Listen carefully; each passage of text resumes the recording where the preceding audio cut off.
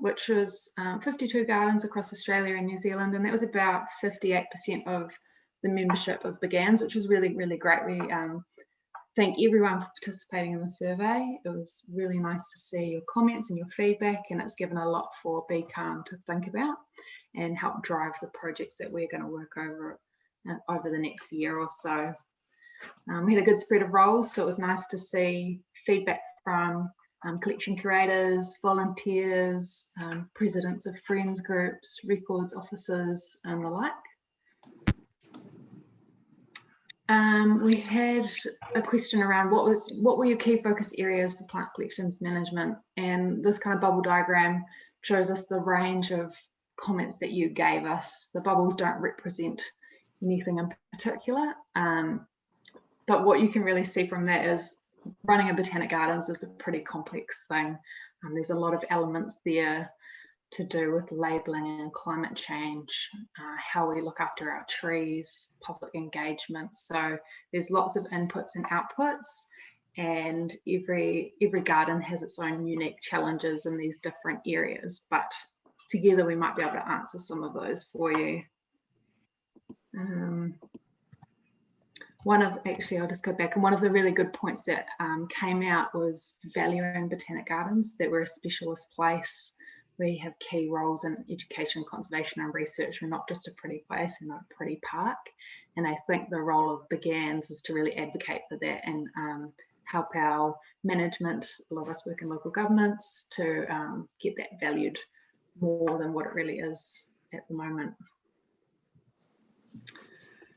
We asked you about how plant sharing and information sharing between gardens works, and a lot of you do it already, which is great. It tends to happen a little bit within countries as opposed to between Australia and New Zealand. But what we really saw come through was there's a real thirst and appetite for more of this. So BCARM will hopefully be a way to facilitate more of that. I know there's a few people in here, like Christchurch Botanic Gardens, who last time talked about their interest in acquiring more different types of plants, and hopefully we'll be able to facilitate that through the BCARM network.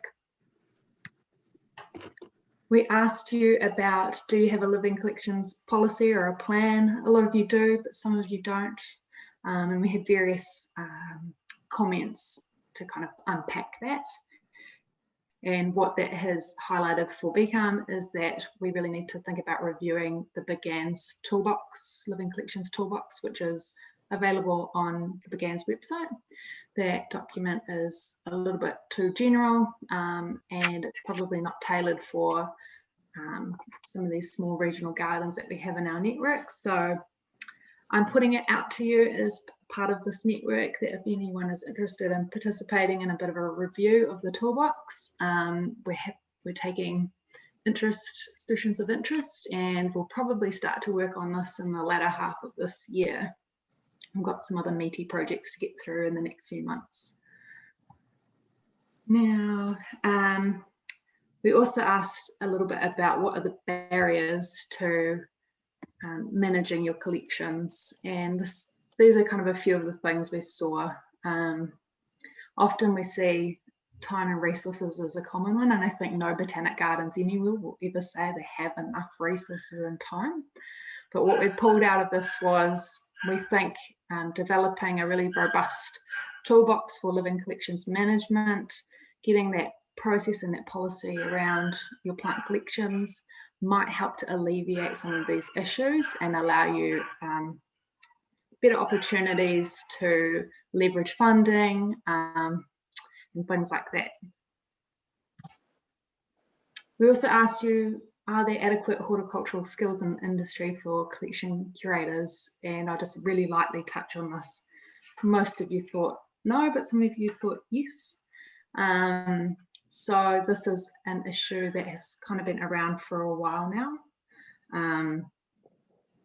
And I might just throw this over to John. Sure. It's interesting that, nearly half of the survey recipients believe that, outside of botanic gardens, the horticulture industry is not producing kind of off-the-shelf curators. And in talking with, colleagues, when we recruit for vacant horticulturists, we collectively pray for, candidates with extensive collections experience. But, generally we're really pleased if people present with even a basic understanding of how to build and maintain a living collection. So it tends to be the recruit for attitude, train for skills approach, and the cream will rise to the top. So there's a requisite skills gap between what horticulture training bodies can produce or are producing, and the requirements that we have as a sector or as an industry. And this isn't new. 10 years ago at the Albury Congress in 2011, the wrap-up session was all about this very, very issue of the horticulture industry not producing the gap between what we require and what industry is actually producing in terms of collections curators. And there's been a whole range of different approaches, such as Kings Park had a trainee program. The internship program at Melbourne's really good. Tassie were playing in the space. Botanic Gardens of South Australia were as well. But there's not an industry focus on lifting hort collection skills. And really just reflecting on the survey, we're asking, is there a role for BCARM and BGANs here? And perhaps even should we be exploring something like an Australian Certificate of Botanic Gardens Management or other mechanisms? It's clearly there's a building skills and capacity is a big objective of BCARM, and we're kind of chipping away at that through toolkits and seminars and conferences and the like. But perhaps this is a bigger issue that we need to take the council to ponder, and I'd be more than happy to do that as a current council member. Cool, thanks, John. We also asked you about how you want to participate with us and kind of how we can communicate with each other.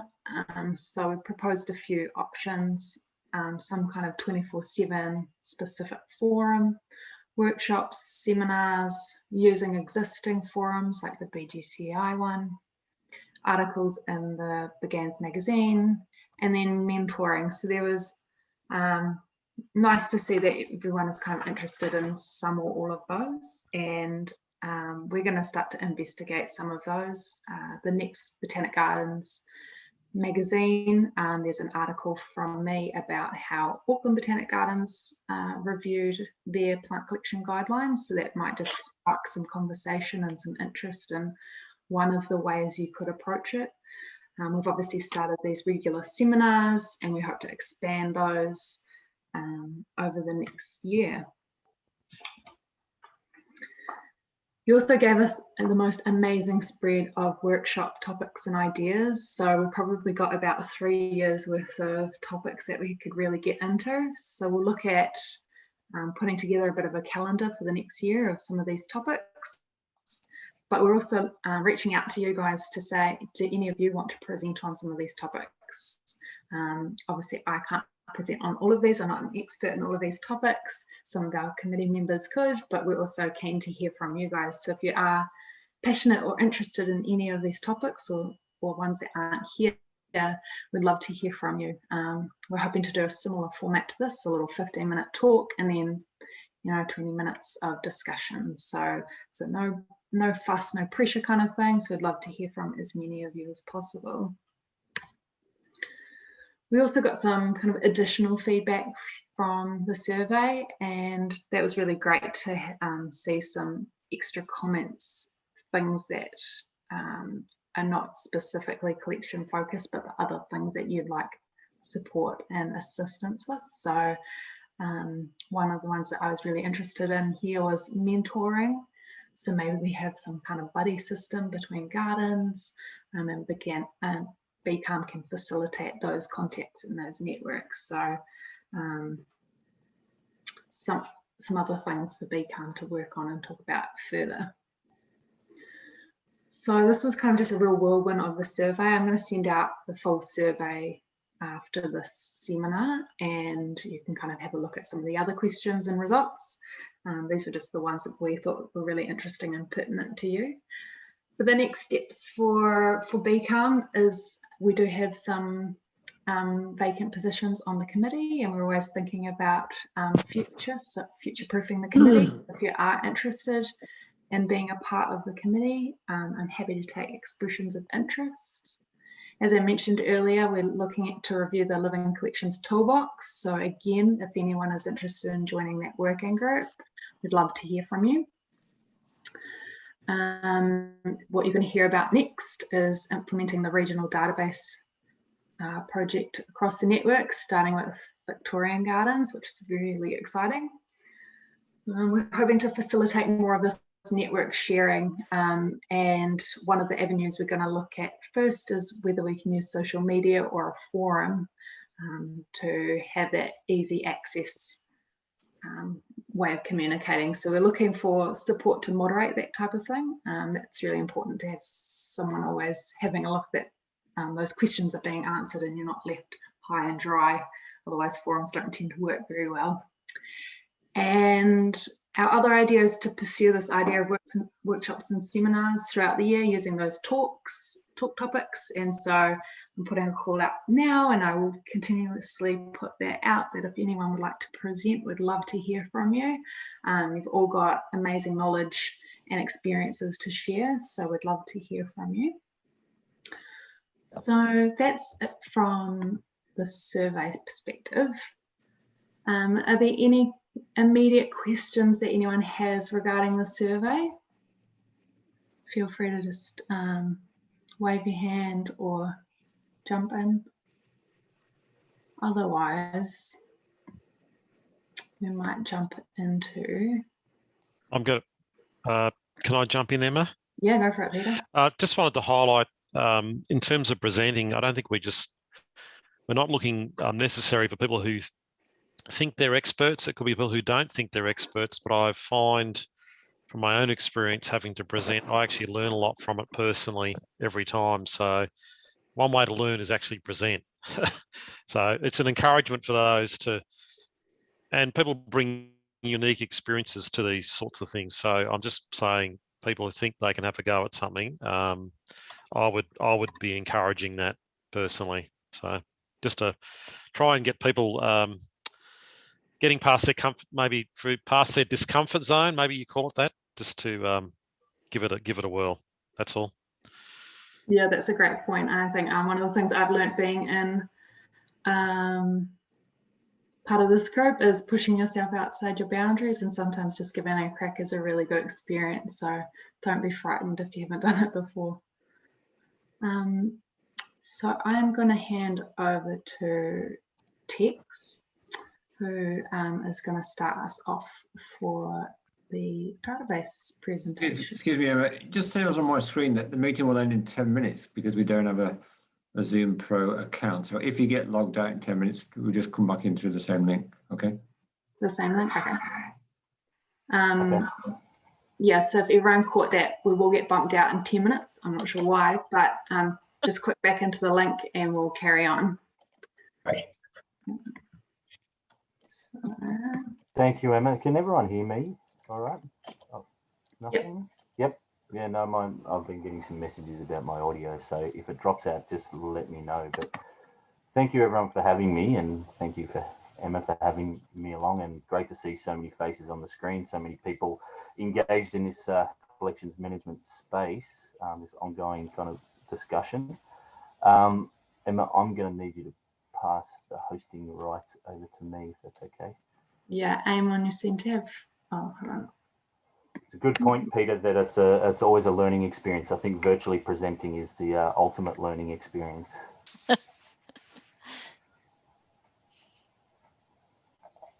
All right, here we go. Now, can you guys see the presentation? Yep. Good. There we go. So thank you again. My name's Tex. For those that don't know me, I work out of the Dandenong Ranges Botanic Garden up in Olinda, Victoria. I'm hoping that most, if not all of you, are aware of this project that we've been running over, well, now for a good 2 years, and some time before that as well. But essentially, we've been looking at rolling out or finding a suitable Botanic Gardens record management system to roll out to member gardens. And I'm here to present on where we've landed with that. And I would just like to preface the presentation by just saying a big thank you obviously I'm the spokesperson for this here today, but there's been a huge team, which you can see on this slide, of us all sort of working on this, and it's been a great team effort, and a good spread across the network. So again, really a lot of work has gone into this, a lot of people involved, and the thanks goes out to all of them. Also means a lot of shared accountability if anything goes wrong. Not that it will. So I thought it was worthwhile just stepping back in time a bit when, as you're probably aware by now, we're getting pretty good in BCARM at sending out surveys. And there's been a couple that have been actually, well, directly aimed at record keeping. And I've taken the results out of a Victorian survey, BCARM's Vic survey we did back in 2018. The reason I've used it is because we already had slides ready to go with the results. So I was able to plagiarise Donna Thomas's presentation from 2018. So thank you, Donna. But it was very representative of what the other surveys across the network showed us. And this first slide is pretty telling here that across the board, we're not happy with our current systems of recording data for botanic gardens.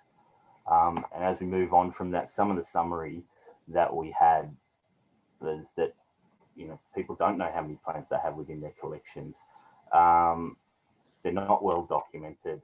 People aren't satisfied again with their current system. We're predominantly using Excel spreadsheets and hard copies. And this highlighted one is probably the crux of this project, that generally we believe that a user-friendly database can help achieve better plant records. So 97% of the gardens responded with that. So challenge accepted. And what did you want from a database? Common templates, affordability. We want to be told what records to keep. We want a database that can link to others. We want one that updates plant names, database security, multiple levels of user access, mapping, and ultimately we want something that's user friendly. I guess we understand the issues. We know the issues. We're living them.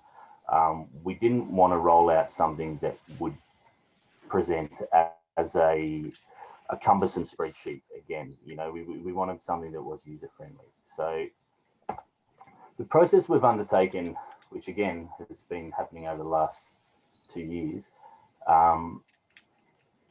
essentially this is, as I said, long and thorough process, two-part process. So we went out to it with an expression of interest in the first instance, and we targeted 6 known providers.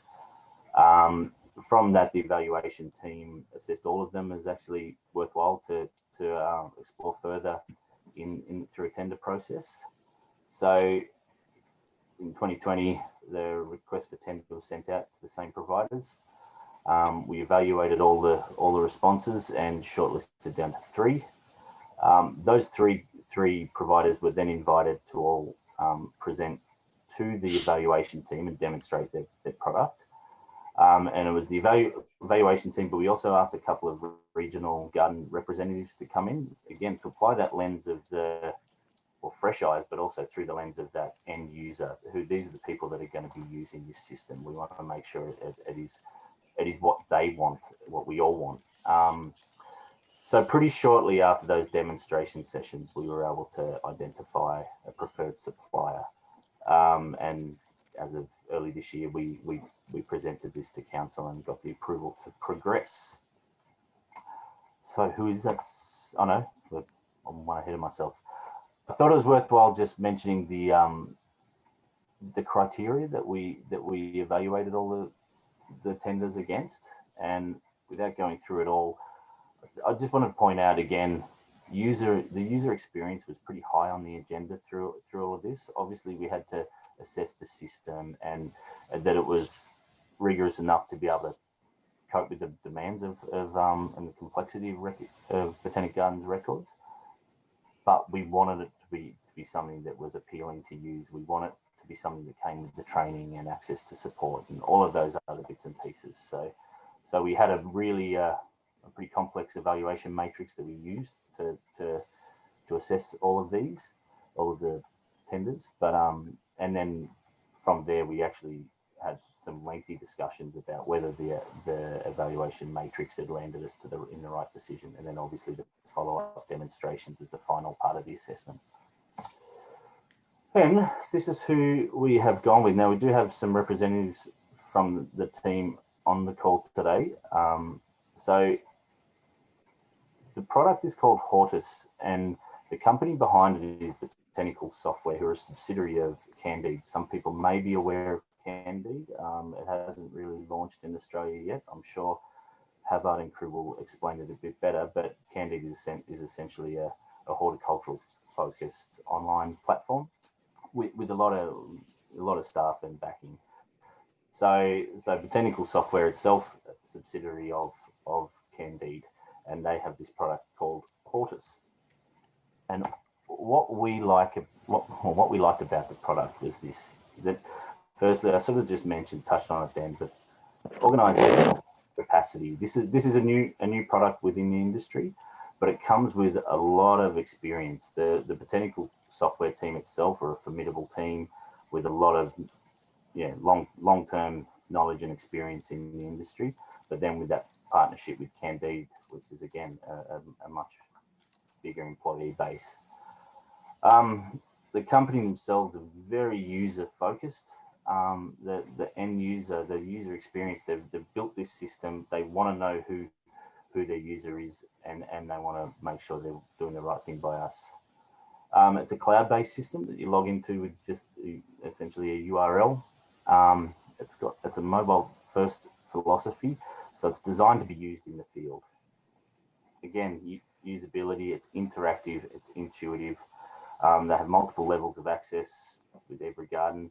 And the details are typically accessed by drop-down expandable menus. So as the library of plants and everything within the network expands, then there'll be more accuracy, less inaccuracies, more that you can just grab from drop-down menus rather than actually having to put free text in. Inputs validated at the time of entry, it has the offline capacity. And again, down the bottom, we'll harp on about user experience, but it was judged to be the sort of system that a moderately competent user of a mobile phone